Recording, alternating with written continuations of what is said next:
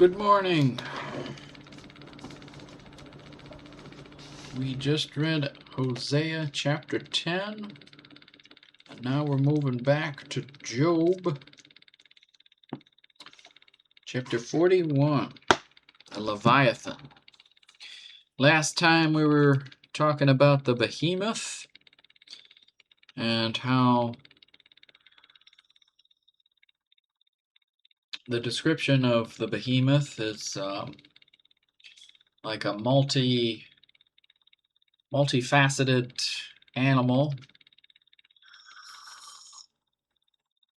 with a leopard, a bear, and a lion, and hoofs like an ox, the split foot,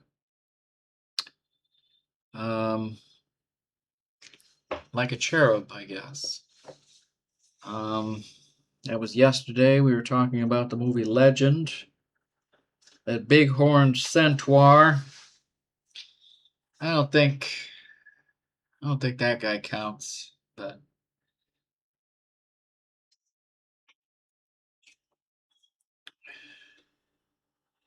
you know what makes more sense to me?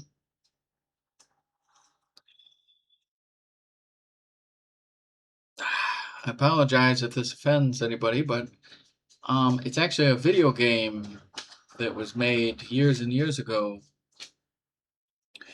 Those Japanese, they really knew what they were doing. They subtly put the Christian overtones in their games. They don't even realize it. But there was a game called Resident Evil, made a million years ago when I was a kid. I didn't play the games. My brother was obsessed with them. Anyway, but I've seen enough of him playing it that, I'm familiar with all of it, but I didn't really play the games. It probably would have been to my benefit. My brother is a puzzle master with other skills, and very smart guy, actually. Anyway, the main monster that a pharmaceutical corporation, pharmakia, that's the magic, that's what they hint at. Their crowning achievement at the end of the game, you discover this being at the basement of this mansion that has a laboratory at the bottom of it. This being known as a tyrant. And so that's the final battle of most of those games, is you have to fight a tyrant, usually. Sometimes it's some other weird monster. But when you play through the game and go through all the notes and stuff, there's just all kinds of files with biblical references to Genesis, and references to this being known as the behemoth. And what he's saying in these notes falls in line exactly with what the Japanese created back in the 90s, right? Because this tyrant, if you don't have your upgraded Magnum, the Japanese know about a Magnum, and the Magnum is the secret to defeating the Antichrist. No, it isn't. It's the Word of God.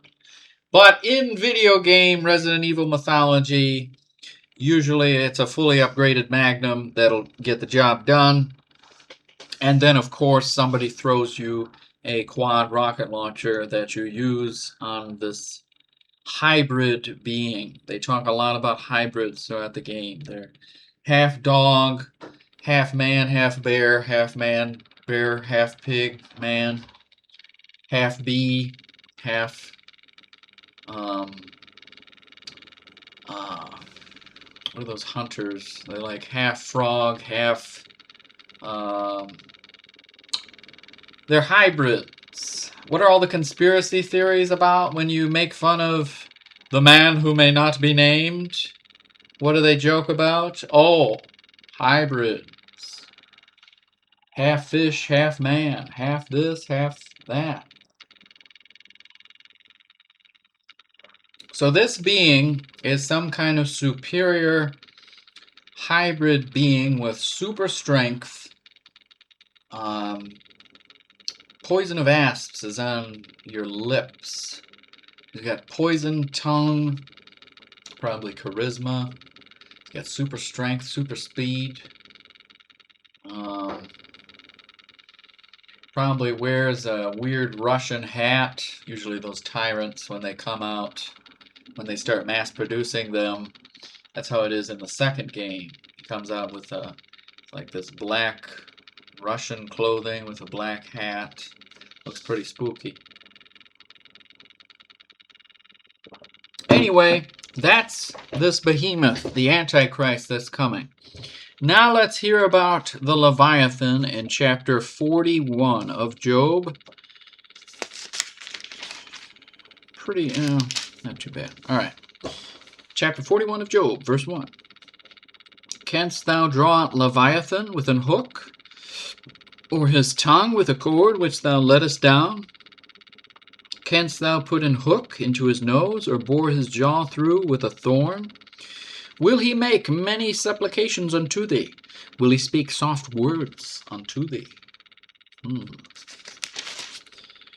Will he make a covenant with thee? Wilt thou take him for a servant forever? Wilt thou play with him as with a bird, or wilt thou bind him for thy maidens? Shall thy companions make a banquet of him? Shall they part him among the merchants? Canst thou fill his skin with barbed irons, or his head with fish spears? Lay thine hand upon him, remember the battle, do no more.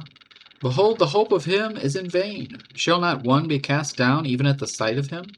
None is so fierce that dare stir him up, who then is able to stand before me?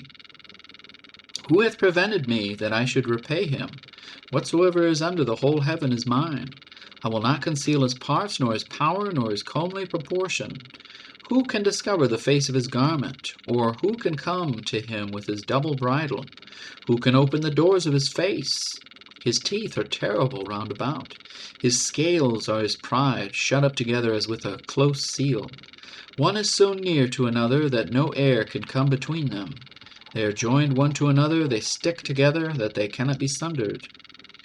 By his neesings a light doth shine, and his eyes are like the eyelids of the morning. Out of his mouth go burning lamps, and sparks of fire leap out. Out of his nostrils goeth smoke, as out of a seething pot or cauldron. His breath kindleth coals, and a flame goeth out of his mouth. In his neck remaineth strength, and sorrow is turned into joy before him. The flakes of his flesh are joined together, they are firm in themselves, they cannot be moved. His heart is as firm as a stone, yea, as hard as a piece of the nether millstone. When he raiseth up himself, the mighty are afraid by reason of breakings, they purify themselves. The sword of him that layeth at him cannot hold, the spear, the dart, nor the habergeon. He esteemeth iron as straw, and brass as rotten wood. The arrow cannot make him flee, sling stones are turned with him into stubble. Darts are counted as stubble, he laugheth at the shaking of a spear. Sharp stones are under him, he spreadeth sharp pointed things upon the mire. He maketh the deep to boil like a pot, he maketh the sea like a pot of ointment. He maketh a path to shine after him, one would think the deep to be hoary. Upon earth there is not his like, who is made without fear. He beholdeth all high things, he is a king over all the children of pride. Wow. All right.